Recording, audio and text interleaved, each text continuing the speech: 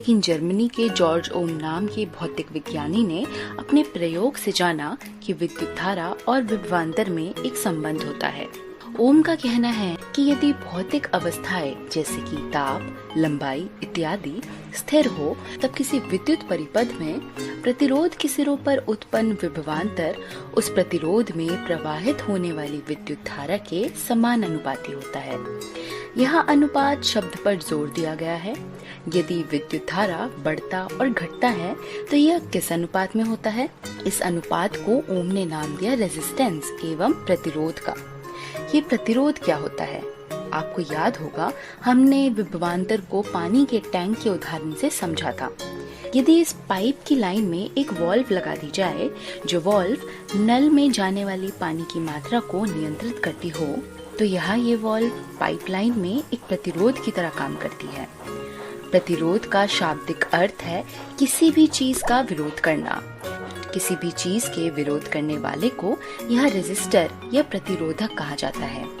यहाँ ये वॉल्व पानी का विरोध कर उसकी मात्रा को नियंत्रित करता है। यदि इस वॉल्व को परिपथ में एक प्रतिरोधक से बदल दिया जाए तो हम देखेंगे कि ये प्रतिरोधक परिपथ में विद्युत धारा को बढ़ाएगा या घटाएगा। अब आप सोच रहे होंगे कि प्रतिरोधक दिखने में कैसा होता है?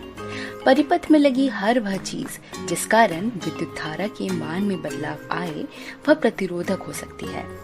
बल्ब, एलईडी या कोई भी अलग किस्म का तार प्रतिरोधक हो सकता है। ओम के नियम के अनुसार हम बोल सकते हैं कि किसी भी परिपथ में विद्युत धारा को चालक के प्रतिरोध से गुना कर दिया जाए तो वह परिपथ में आए विभवांतर के मान बराबर ही आएगा। इसकी खोज ओम ने की थी, इसलिए प्रतिरोध की एसआई यूनिट को ओम का नाम दिया गया और इसे ग्रीक अक्षर ओम से दर्शाया जाता है।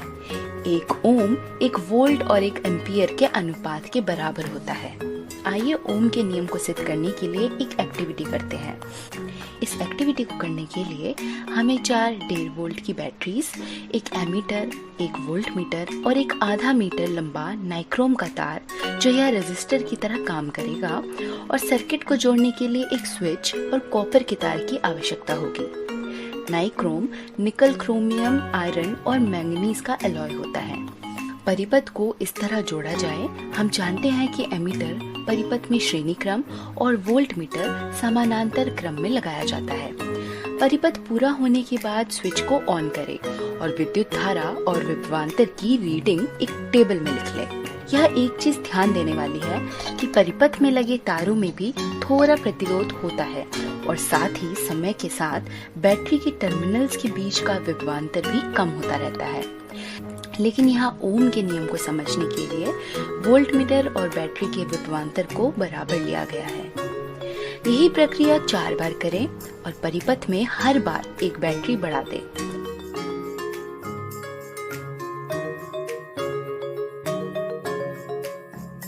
यदि विभवांतर और विद्युत धारा का अनुपात लिया जाए तो वह हमेशा एक ही मिलेगा।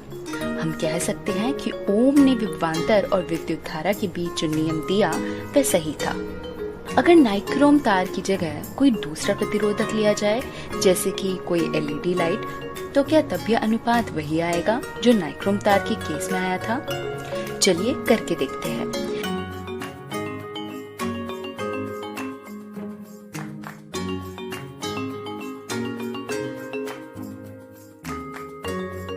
यह एलईडी लाइट के कारण विद्युत धारा के मान में बदलाव आया है। तो इन दोनों एक्टिविटी के माध्यम से हम कह सकते हैं कि हर एक प्रतिरोधक के लिए प्रतिरोध का मान बदल जाता है। तो ये कहना उचित होगा कि प्रतिरोध स्थिर राशि है जब तक कि प्रतिरोधक को बदला न जाए। प्रतिरोधक की सामग्री एवं भौतिक दिखावट के साथ साथ प्रतिरोध और भी कई चीजों पर निर्भर करता है। ये किलोवाट है क्या? ये दरअसल इस उपकरण की इलेक्ट्रिक पावर या विद्युत शक्ति होती है। अभी शक्ति क्या होती है, चलिए इसके बारे में जानते हैं। किसी भी कार्य के करने के दर को शक्ति कहा जाता है। उदाहरण के तौर पर यदि आपको घर से विद्यालय तक आने में 10 मिनट लगते हैं, आप ये भी जानते हैं कि घर से विद्यालय तक आने में आपका शरीर कुछ कार्य भी करता है। यहाँ आपके द्वारा 10 मिनट तक किए गए कार्य को शरीर की शक्ति के रूप में दर्शाया जाता है। विज्ञान की भाषा में लिखा जाए तो किया गया कार्य ऊर्जा के बराबर रहता है। यदि उसका रेट लिया जाए तो वह शक्ति बताता है। हीट की ही तरह शक्ति को भी अलग अलग तरह से लिखा जा सकता है। शक्ति की एसआई यूनिट वॉट होती है, जिसे W से दर्शाते हैं। 1 सेकंड में किए गए 1 जूल कार्य को 1 वॉट कहते हैं। इसी के साथ साथ 1 वोल्ट और 1 एम्पियर के गुणांक को भी 1 वॉट कहा जाता है। यदि 100 वॉट पर वापस जाया जाए जहां से शुरू किया था, 100 वॉट का मतलब है कि बल्ब में 1 सेकंड में 100 जूल ऊर्जा की खपत होती है। एक और उदाहरण लेते हैं। आपके घरों में विद्युत के मीटर होते हैं। आपने सुना होगा कि इस बार 50 यूनिट बिजली चली है। क्या आप जानते हैं कि ये 50 यूनिट क्या होता है? 1 यूनिट का मतलब होता है 1 किलोवाट घंटा। मतलब 1 घंटे तक 1 किलोवाट शक्ति की खपत हुई, तब जाके 1 यूनिट बनी। यूनिट विद्युत ऊर्जा की इकाई है। तो 50 यूनिट का मतलब ये हुआ कि समय और शक्ति को गुना किया गया, तब 50 आया, तो उसे 50 यूनिट कहा गया।